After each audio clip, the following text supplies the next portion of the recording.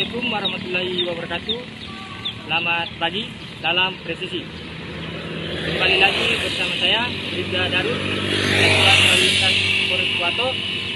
Izin melaporkan pada hari Selasa tanggal 26 Desember 2023. Situasi terkini dari Posko Paguat sampai dengan saat ini aman dan terkendali. Untuk arus lalu lintas saat ini kita bisa lihat bersama dari arah Provinsi Sulawesi Tengah menuju Provinsi Gorontalo